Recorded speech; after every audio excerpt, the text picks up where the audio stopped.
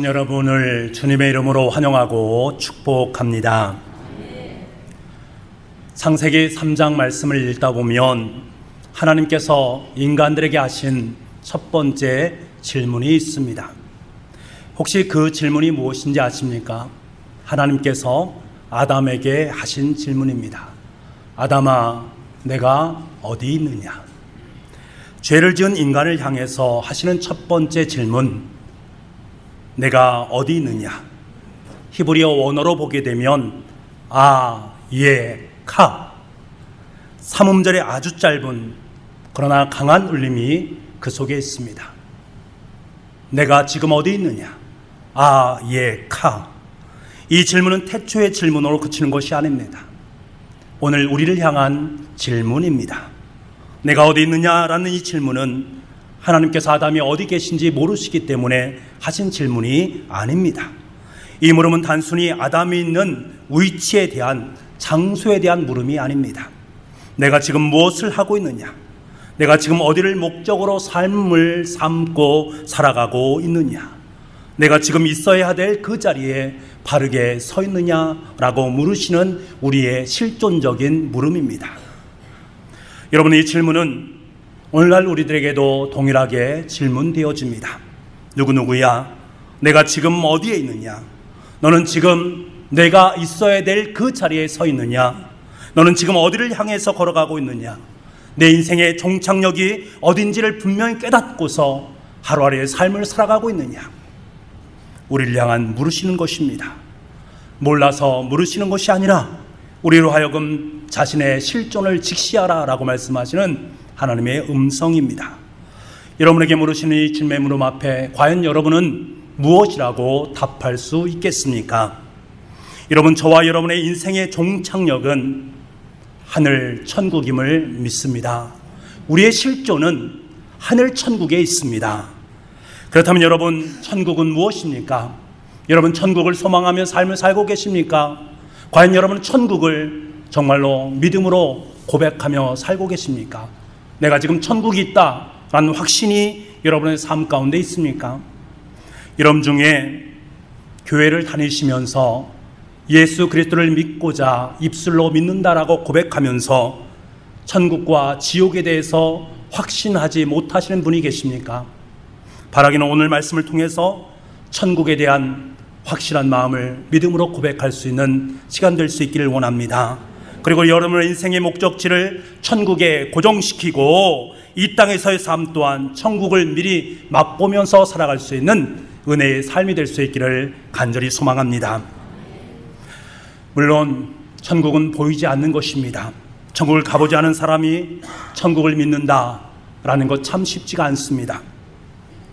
예전에 미국의 4살 박이 어린아이의 눈을 통해서 천국의 신비로움을 나누었던 책이 있습니다. 3분이란 책입니다. 이 책이요, 엄청난 많은 인기를 누렸습니다. 천국의 여행기를 다룬 것인데 이 책이 얼마나 인기가 있었는가 하면 뉴욕타임즈에서 17주 동안 계속해서 1위를 했습니다. 4살 아이의 이름은 콜튼이란 아이였고 그 아버지는 목사님이셨습니다. 그래서 목사님께서 아들의 이야기를 듣고서 그것을 기술한 책이 바로 이 3분이란 책입니다. 콜턴은 맹장염 수술 도중에 잠시 의식을 잃었습니다. 그 시간이 바로 3분입니다. 이때 예수님과 그는 3분 동안 예수님을 만나게 되고 예수님과 함께 숙제도 하고 예수님과 또 여러 가지 것들을 함께 행하고 그 다음에 천사들을 만나고 먼저 죽은 가족 식구들을 만납니다. 이 모든 것을 아주 생생하게 기록한 책이 3분이라는 책입니다. 그렇지만 여러분, 4살의 어린아이가 보았다라고 하는 이 천국 이야기, 여러분 그것을 고스란히 다 믿을 수 있겠습니까? 아니, 이것이 사실이라 할지라도 이것을 확실한 믿음의 근거로 내가 삼을 수 있겠습니까? 나는 천국에 대한 확신 없습니다만 4살짜리 어린아이가 쓴 이것을 보면서 천국이 확실히 있다라는 믿음을 우리가 마음속에 소유할 수 있느냐 말입니다. 여러분, 천국이 있음을 믿을 수 있는 근거는 그런 것이 아닙니다. 천국이 있음을 믿을 수 있는 근거는 무엇입니까? 그것은 단 하나, 바로 하나님의 말씀입니다. 하나님께 주신 언약의 말씀이 내가 천국이 있다라는 사실을 확신할 수 있는 것입니다. 오늘 본문에서 주님은 사도 요한에게 새하늘과 새 땅에 대한 환상을 보여주고 계십니다. 그리고 구체적으로 그 안에 건설된 거룩한 성 새 예루살렘을 보여주시고 계십니다. 그리고 그 예루살렘이 장차 구원받을 성도들이 거처할 처소다라는 사실을 깨닫게 해주십니다. 새하늘과 새 땅, 새 예루살렘은 다시 말해서 우리 구원받은 사람들이 마지막 우리 인생이 다 아닌 그날에 들어갈 천국을 의미하는 것입니다. 여러분, 우리의 인생의 목적지는 너무나도 분명합니다. 우리는 더 나은 본향을 향해서 사모하면서 살아가는 존재들입니다. 우리의 본향은 하늘에 있는 것입니다. 사도 요한에게 보여주신 새하늘과 새 땅, 새 예루살렘이 우리의 본향입니다. 그렇기 때문에 저와 여러분은 목적 없이 향방 없이 살아가는 족속들이 아니라 뚜렷한 하나님의 천국 백성으로 삶을 살아가는 사람들입니다. 이렇게 귀한 인생을 살아가는 저와 여러분에게 하나님께서는 너무나도 분명하게 말씀해 주고 계십니다. 7절 말씀에 뭐라고 말씀하십니까? 나는 그의 하나님이 되고 그는 나의 아들이 되리라. 여러분, 그렇습니다. 하나님은 우리의 하나님이 되십니다. 하나님께서는 저와 여러분을 하나님의 아들로 삼아 주셨습니다. 그리고 우리에게 천국을 볼 수 있는, 천국을 누릴 수 있는 은혜를 우리의 삶 가운데 베풀어 주셨습니다. 여러분, 이것을 우리가 확연하게 믿음으로 고백할 수 있기를 원합니다. 왜요? 이것이 바로 하나님의 약속이기 때문에 그렇습니다. 이 약속의 말씀을 여러분 성경 곳곳을 보십시오. 성경 곳곳에 이 약속의 말씀이 우리의 삶 속에 넘쳐나고 있음을 확인합니다. 너의 인생 속에 있는 천국을 보아라.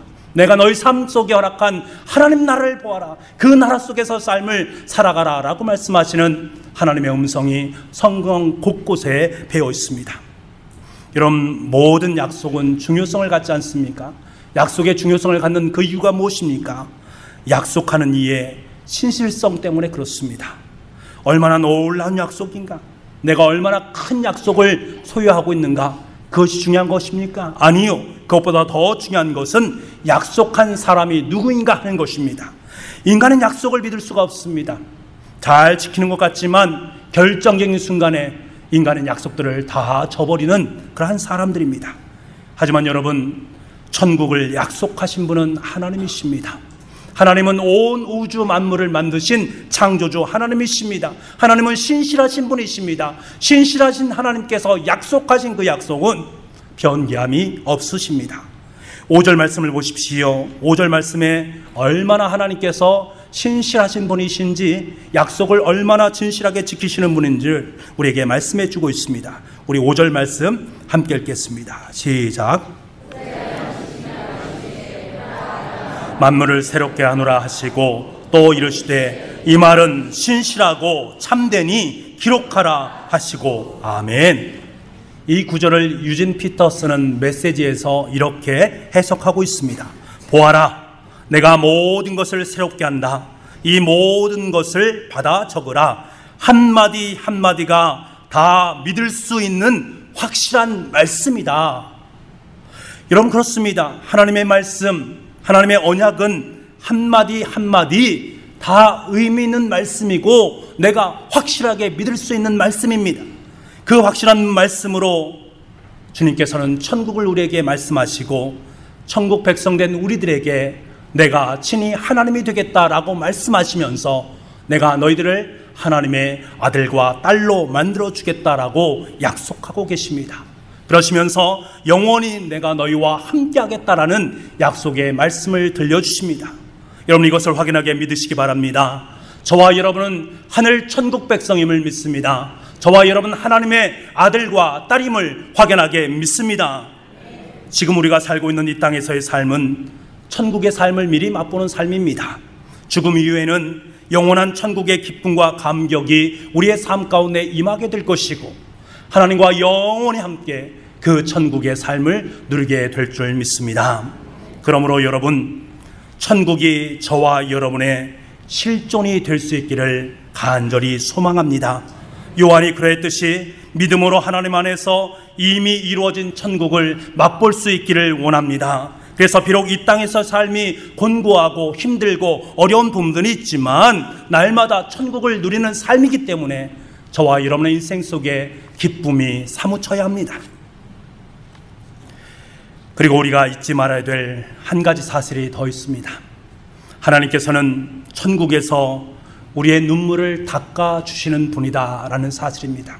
아니, 천국 백성으로 이 땅의 삶을 살아가는 저와 여러분의 삶 가운데 있는 모든 눈물을 닦아주시는 분이 하나님이심을 말씀해 주고 계십니다. 우리 4절 말씀 함께 읽겠습니다. 4절입니다. 시작.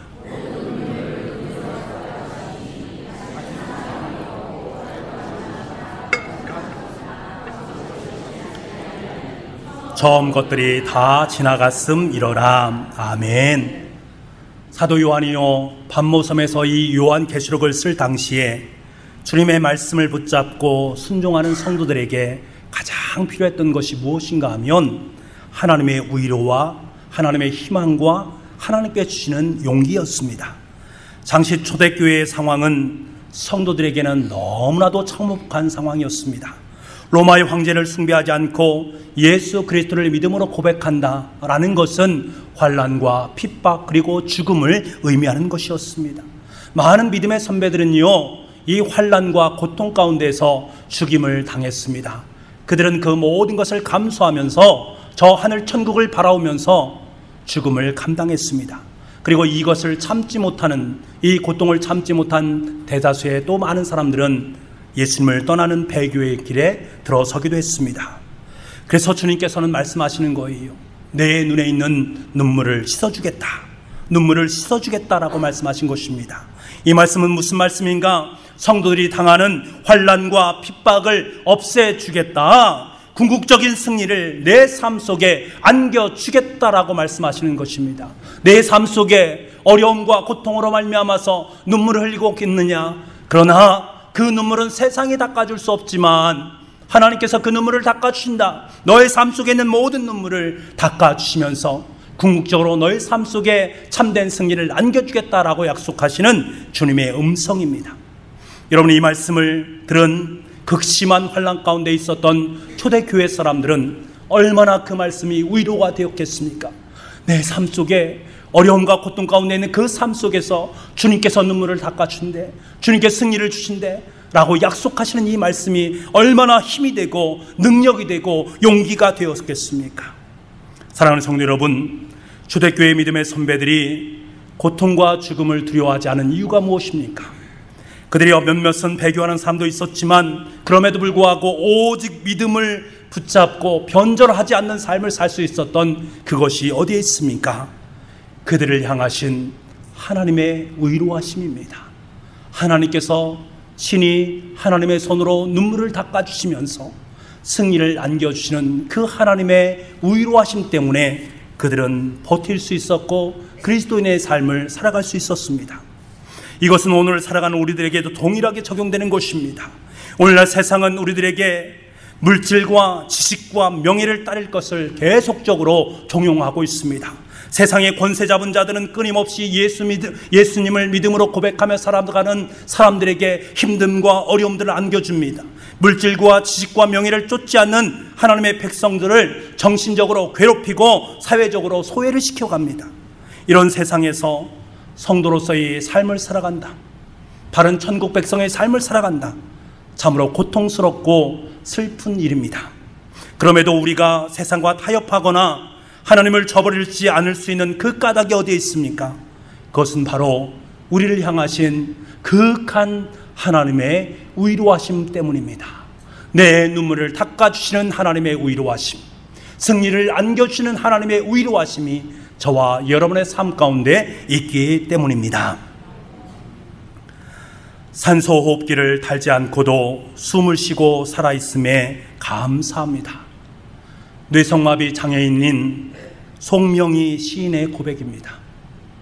송명희 시인은요, 태어날 때 의사의 실수로 말미암아서 뇌성마비를 앓게 됩니다. 7살 때까지 꼼짝도 하지 못하고 누워 있어야만 했습니다. 10살이 돼서야 비로소 숟가락을 들을 수 있었습니다. 밥을 먹을 때도 혼자 밥을 먹지 못합니다. 그 부모님들께서 옆에서 도와주지 않으면 밥을 먹을 수가 없습니다. 그리고 설상가상 그의 아버지는 폐결핵 환자입니다. 경제적 능력이 전혀 없습니다. 그녀와 그녀의 가족들은 어두운 지하 단칸방에서 삶을 삽니다. 가난하고 비참한 하루하루의 생활을 하게 됩니다. 그들에게 소망이 있겠습니까? 희망이 있겠습니까? 희망도 없고 소망도 없는 삶을 살아가게 됩니다. 그녀는 부모님과 하나님을 수없이 원망합니다. 자신의 운명을 저주하고 몇 번씩이나 자살을 시도하게 됐지요. 그러던 어느 날 17살 된 그녀는 정말 하나님 앞에 묻고 싶었습니다. 정말 하나님 앞에 꼭 하나님을 한번 만나서 하나님, 왜 나에게 이러한 고통을 주십니까? 왜 나를 이렇게 만들으셨습니까? 왜 나의 몰골은 이 모양으로 만들으셨습니까? 내가 어떻게 세상을 살아가라고 내 삶을 이렇게 만드셨습니까? 하나님을 원망하면서 하나님을 꼭 만나서 묻고 싶은 마음이 있었습니다. 그래서 그녀는 작정하면서 기도하기 시작합니다. 한 달 정도 지났을까요? 하나님께서 그녀를 만나주시고 그녀에게 말씀하십니다. 명희야, 내 몸이 온전했더라면 내가 나를 알았겠느냐? 두려워 말아라. 내가 너와 함께 할 것이다. 놀라지 말아라. 나는 내 하나님이라. 내가 너를 굳세게 하리라. 참으로 너를 도와주리라. 참으로 나의 의로운 오른손으로 너를 붙들리라. 하나님께서 이사야서 41장 10절 말씀에 나오는 그 말씀으로 자신을 위로해 주시는 하나님의 손길을 경험하기 시작합니다. 이 말씀이 그녀에게 자신의 눈물을 닦아주시면서 자신을 손길로 승리의 삶으로 인도하시는 하나님을 맛보게 했던 것이지요. 비로소 그녀는 주님의 커다란 사랑을 깨닫게 되었고 그 속에서 큰 위로를 받게 됩니다. 그 그녀는 주님으로부터 받은 영감으로 수많은 감동의 시를 써서 우리를 감동시키고 있습니다. 그 시 중에 하나를 여러분께 소개하기를 원합니다. 내가 행복한 이유. 내가 행복한 이유는 내게 물질이 많은 이유 아니요 주에게 분깃된 이유 때문에. 내가 행복한 이유는 내게 친구가 많은 이유 아니요 주에게 친구된 이유 때문에. 내가 행복한 이유는 내게 영광이 많은 이유 아니요 주에게 기쁨된 이유 때문에. 여러분, 그녀는 세상적인 눈으로 바라볼 때에는 아무것도 가진 것이 없는 여인이었습니다. 희망도 없었고 소망도 없었던 한 여인이었습니다. 그런데 여러분, 하늘 소망의 송명희 시인은 저와 여러분에게 이렇게 말하고 있습니다. 내 몰골이 이렇게 참혹하고 내 처지가 처절하다고 당신들이 나를 동정할지도 모르겠지만, 하지만 하나님께서는 나에게 당신들이 갖지 못한 세상에서 가장 소중한 것을 주셨습니다. 그러므로 나는 하나님께 감사합니다 라고 말하고 있습니다. 우리가 갖지 못한 세상에서 가장 소중한 그것이 무엇이겠습니까? 저와 여러분이 갖지 못한, 송명희 시인만이 가질 수 있는 세상에서 가장 소중한 보화가 무엇인가? 바로 그것은 그녀의 눈물을 닦아주시는 위로의 하나님의 손길이었습니다. 너는 내 사랑하는 내 딸이다. 너의 눈에서 내가 눈물을 닦아주겠다. 나는 너의 삶 가운데 영원토록 함께하겠다 라고 말씀하시는 하나님의 음성, 그 하나님의 손길, 그녀에게 가장 소중한 아름다운 보화였습니다. 그녀에게 있어서 주님은 모든 분깃이었고 친구였고 모든 기쁨이었습니다. 저는 오늘 말씀을 준비하면서 복음성가 하나가 떠올랐습니다. 그리고 그 복음성가를 읊조렸습니다. 얼마나 감동이 되고 얼마나 은혜가 되었는지 모르겠습니다. 제 마음속에는 많은 눈물이 흘렀습니다. 그것이 이것입니다. 제가 읽어드리겠습니다. 힘들고 지쳐 낭망하고 넘어져 일어날 힘 전혀 없을 때에 조용히 다가와 손잡아 주시며 나에게 말씀하시네. 나에게 실망하며 내 자신 연약해 고통 속에 눈물을 흘릴 때에 못자국 난 그 손길 눈물 닦아주시며 나에게 말씀하시네. 너는 내 아들이라. 오늘날 내가 너를 낳았도다. 너는 내 아들이라. 나의 사랑하는 내 아들이라. 여러분, 우리가 삶을 살다 보면 지치고 낭망하고 넘어질 수가 있습니다. 그 누구도 나를 이해해 주지 못하는 고난 가운데 있을 수가 있습니다. 일어나는 힘이 전혀 없어서 누워있을 수밖에 없는 상황 속에 놓일 수도 있습니다. 나에게 내 자신이 실망하지 말아야 되는데 내 자신 앞에 내가 실망합니다. 그래서 내 자신의 실망 속에서 고통하며 눈물을 흘리고 있습니다. 그때 주님께서는 주님의 손길로 다가오셔서 그 부드러운 손길로 우리의 눈물을 닦아주십니다. 그리고 우리에게 찬송을 불러주십니다. 너는 내 아들이라 오늘날 내가 너를 낳았도다. 너는 내 아들이라 나의 사랑하는 내 아들이라. 주님께서 불러주시는 그 노래 앞에 우리는 감사하며 감격하며 이 땅의 삶을 살아가게 됩니다. 사랑하는 북부가족 여러분, 지금도 하나님께서는 우리의 두 눈가에 흐르는 눈물을 닦아주시고 세상에 줄 수 없는 평안과 기쁨을 저와 여러분에게 허락해 주십니다. 우리의 눈물을 닦아주시는 하나님의 손길을 경험할 수 있는 저와 여러분이 되기를 소망합니다. 하지만 여러분, 우리가 또 한 가지 분명하게 인식해야 될 것이 있습니다. 모든 사람들이 새하늘과 새 땅 속에 다 들어갈 수 있는가? 그럴 수 없습니다. 천국에 입성하지 못하는 사람들이 있다라는 거예요. 8절 말씀을 우리 함께 보도록 하겠습니다. 8절 말씀입니다. 시작.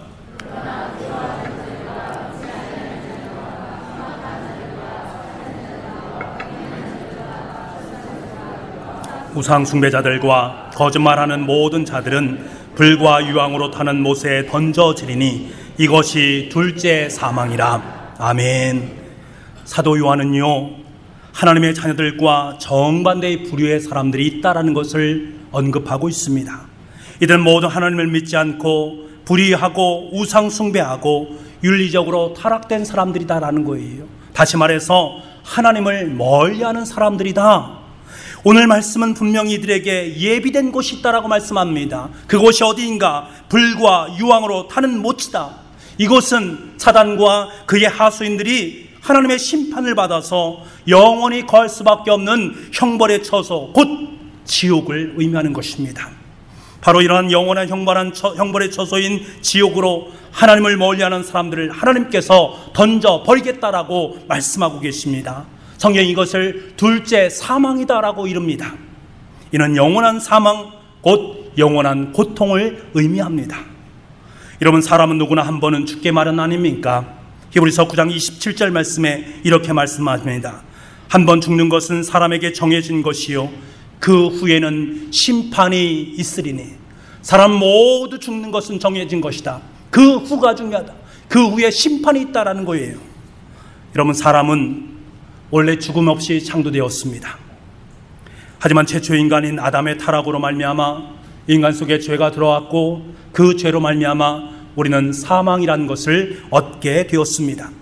하나님 믿지 않는 사람이나 믿는 모든 사람들에게는 동일하게 죽음이란 자리 속에 나아갈 수밖에 없다라는 거예요. 하지만 여러분, 그러나 그것이 끝이 아니다라는 것입니다.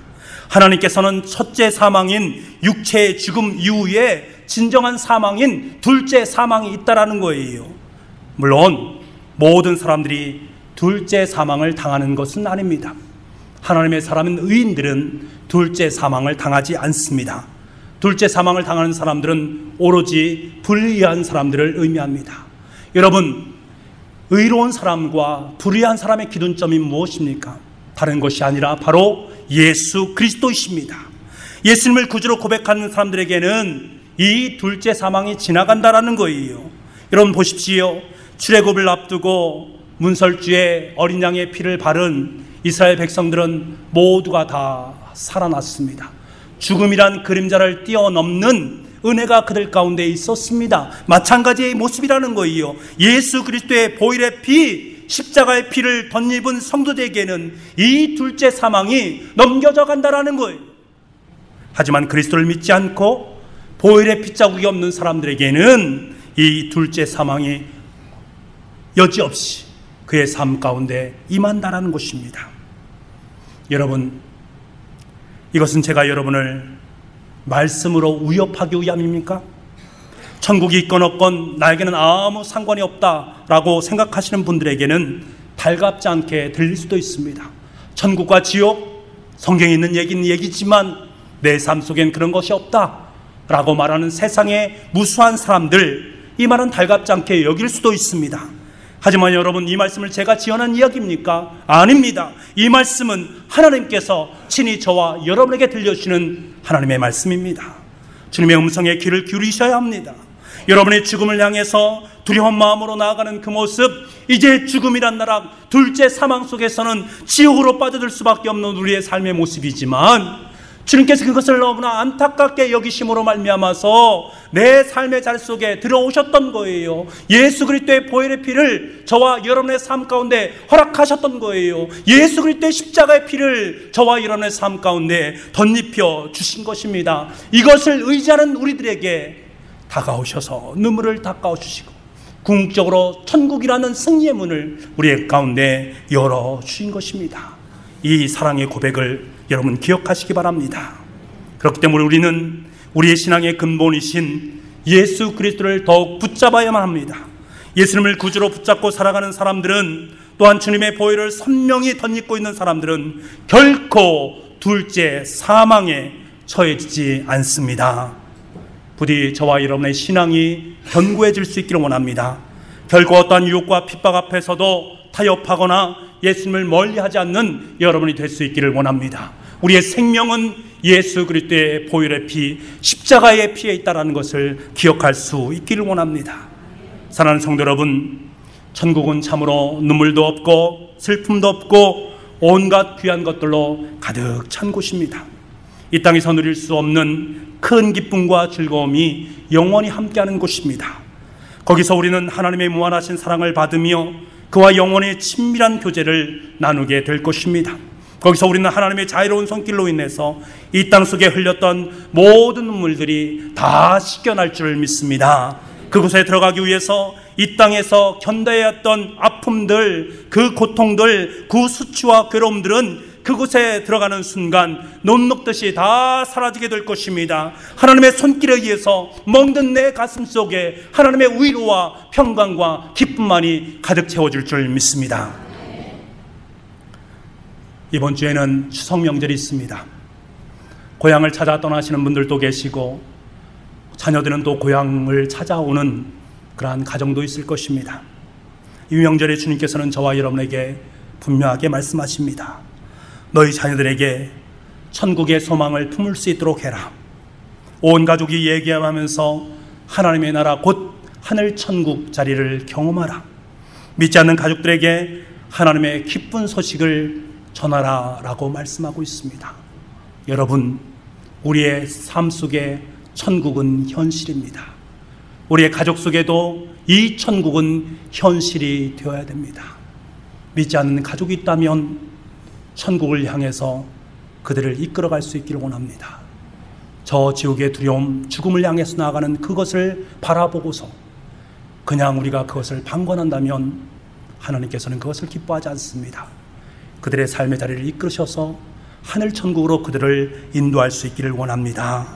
이 좋은 하늘 천국의 백성이 되기를 원하지 않습니까? 이 좋은 천국에서 영원은 우리와 함께 하시는 하나님과 함께 영원한 삶을 살기를 원하지 않습니까? 그 예수 그리스도를 꼭 붙잡을 수 있는 저와 여러분의 삶이 될 수 있기를 간절히 소망합니다. 기도합시다. 하나님 아버지, 참 감사합니다. 저희들을 천국 백성 삼아 주심을 감사드립니다. 하나님께서 친히 우리 하나님이 되시고 친히 우리를 하나님의 자녀로 불러주시고 우리와 영원히 함께 하심을 약속해 주니 너무나도 감사드립니다. 그렇습니다. 우리는 하나님의 천국 백성들입니다. 세상이 아무리 우리를 유혹한다 할지라도 절대적인 하나님을 의지하면서 주님께 주시는 큰 기쁨과 즐거움으로 한평생 주님을 위해 살아갈 수 있는 우리 모두가 될 수 있도록 주님 인도하여 주시옵소서. 한평생 천국 백성으로 천국의 삶을 맛보며 살아갈 수 있는 우리 모든 성도의 삶이 될 수 있도록 은총 베풀어 주시옵소서. 모든 말씀을 예수님의 이름으로 기도드립니다. 아멘.